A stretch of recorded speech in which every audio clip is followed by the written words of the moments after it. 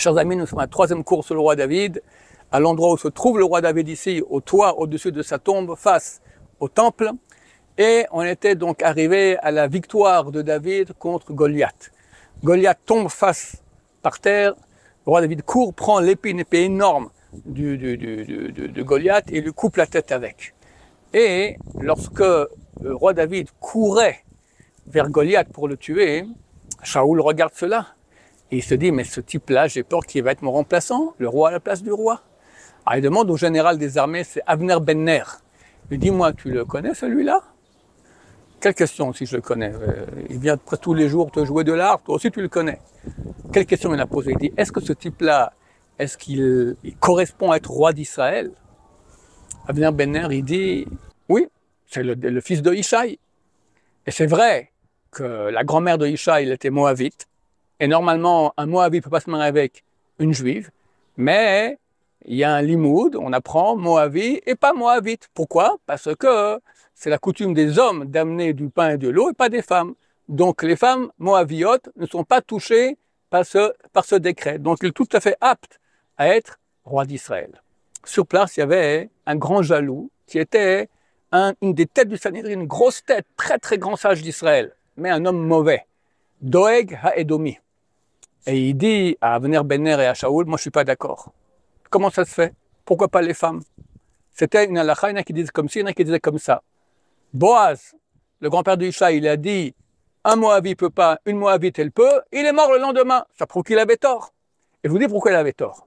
Parce que c'est vrai que ce n'est pas la coutume des femmes d'aller sortir du pain et de l'eau à des étrangers, à des hommes. C'est les hommes aux hommes.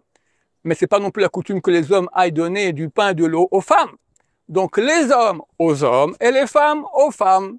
Et vu que les femmes de Moab n'ont pas fait ça, elles aussi, il y a un décret qu'elles ne peuvent pas se marier avec un juif normal. Shaoul entend les deux avis, il ne sait pas. Pour finir, arrive là-bas un de ses généraux qui est aussi un grand sage, Amasa Ben Yeter, et il dit, moi je sais, j'ai appris du Beddin de Shmuel Aramati, Shmuel le prophète qui a dit Moavi et pas Moavite. Donc c'est tranché, le roi David peut devenir roi d'Israël. Shaoul n'est pas content du tout.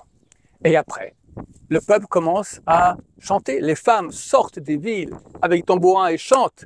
Shaoul a tué des milliers. Ah, il est tout content, Shaoul. Et David a tué des dizaines de milliers. Aïe, aïe, aïe, aïe, aïe. Shaoul, il entend ça. Pourquoi lui, oui, et moi pas? La jalousie des petits-enfants. Terrible, terrible, terrible. Il commence à en vouloir à David. Il cherche à le tuer. Un jour, David vient jouer de la harpe, il prend la lance et la lance le lance sur lui. À la dernière seconde, David se baisse comme ça et s'enfuit. Après, il lui dit, bon, tu as tué Goliath, j'avais promis que je donnerais ma fille à celui qui tenait Goliath, prends ma fille Michal, mais il faut donner une dot, quelque chose, on donne quelque chose, nous aujourd'hui on donne une bague. Tu vas me donner le prépuce de 100 Philistins. Le prépuce, tu vas tuer 100 Philistins. Il s'est dit, 100 Philistins, il va seulement se faire tuer, comme ça je règle le problème. Le roi David revient avec 200 prépuces de Philistins. Elles ont discuté, est-ce qu'elle s'est mariée ou pas, Michal, parce qu'il a marié à quelqu'un d'autre en attendant. Parce qu'il s'est dit, 200 prépuces de Philistins, ça ne vaut pas la valeur d'une prouta. Une prouta, c'est la valeur d'argent qu'il faut pour marier une femme. Donc elle lui a dit, oui, ça vaut, parce qu'on peut donner ça aux chiens. Sur le marché, 200 petits morceaux de viande comme ça, de chair, ça vaut au moins une prouta. Donc elle est mariée, c'est ma femme. Et le roi Shaoul dit que non. Il a marié avec une autre personne, ils ne sont pas touchés. Cette autre personne s'appelait Palti Ben Laish. Palti Ben Yaish. Lorsqu'ils sont mariés, il a pris un sabre, il l'a mis au milieu du lit. Il a dit, celui qui traverse le lit d'un endroit vers l'autre, il est transpercé par ce sabre. Il dit, je ne sais pas, peut-être tu es marié au roi David.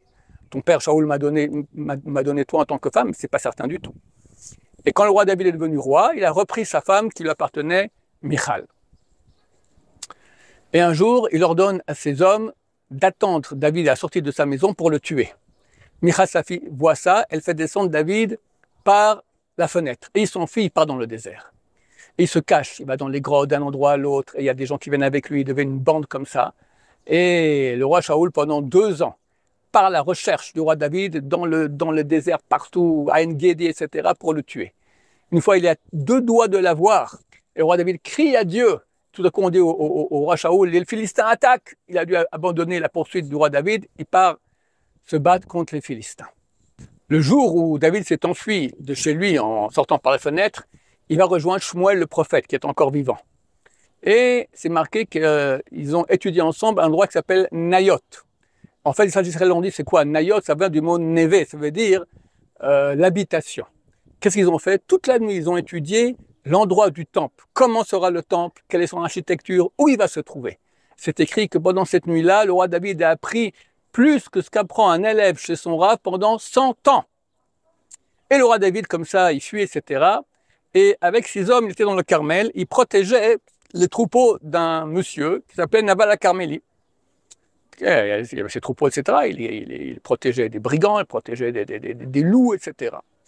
Et on arrive à la fête de Rosh Hashanah, et le roi David envoie des messagers qui lui donnent un peu de nourriture. Il fait la fête. Je suis avec ma bande ici, on n'a rien du tout dans le désert. Donne-nous un peu de nourriture. Et Nabal Carméli dit, c'est quoi ces esclaves-là qui se révoltent contre leur maître? Il dit, c'était un serviteur du roi Shaoul. Maintenant, il se révolte.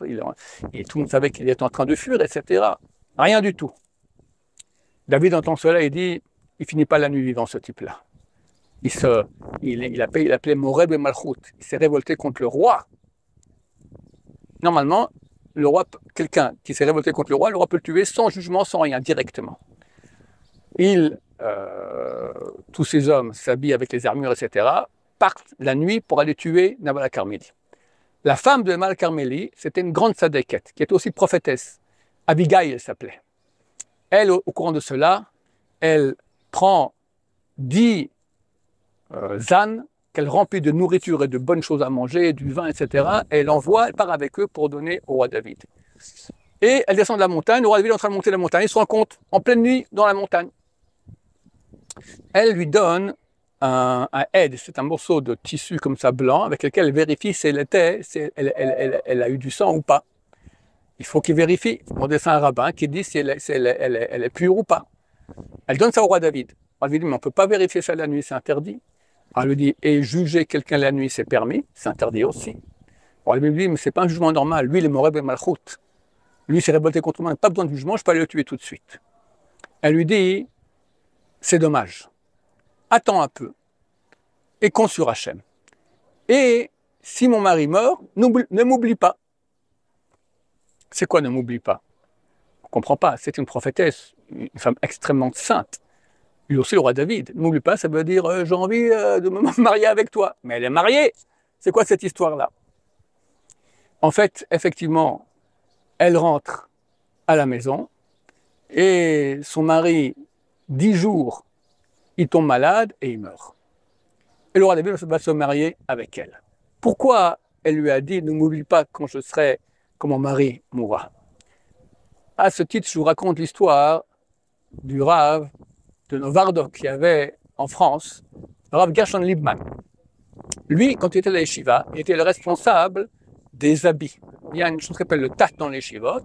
C'est le type, il ramasse de l'argent, il achète des habits pour les élèves qui n'ont pas les moyens. Il y avait des critères très définis. Qui a droit à un costume pour la fête, qui n'a pas droit, qui, comment, etc. Les élèves savaient qu'il y a un moyen très simple. Tu veux un costume pour la fête, tu n'as pas droit, il y a un moyen, tu fais ça, c'est certain, tu auras un costume. Tu vas et tu traites Gershon Liebman de tripe imbécile, espèce d'ordure. Tu n'as pas honte de te comporter comme ça avec moi? C'est certain que tu reçois un costume. Pourquoi? Ce Rav Gershon Liebman, qui après est devenu le Rosh Yeshiva de toutes les yeshivot Novardok de France. C'est un homme extrêmement droit. Donc, il devait décider, est-ce que ce type-là, je lui donne un costume, oui ou non?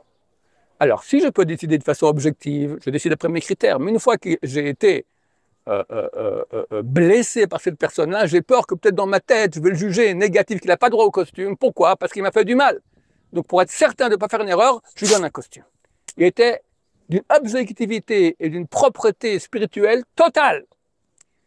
Comme le roi David aussi. C'est ce qu'elle a fait, la prophétie de sa Abigail. Il lui a dit, écoute, quand mon mari mourra, on se marie ensemble. Lui, il s'est dit, si maintenant je vais tuer son mari, je ne suis pas certain que je suis objectif. Elle était très belle, Abigail. Je ne suis pas certain que je suis objectif à 100 000%. Peut-être que j'ai envie de me marier avec elle, c'est pour ça que je tue son mari.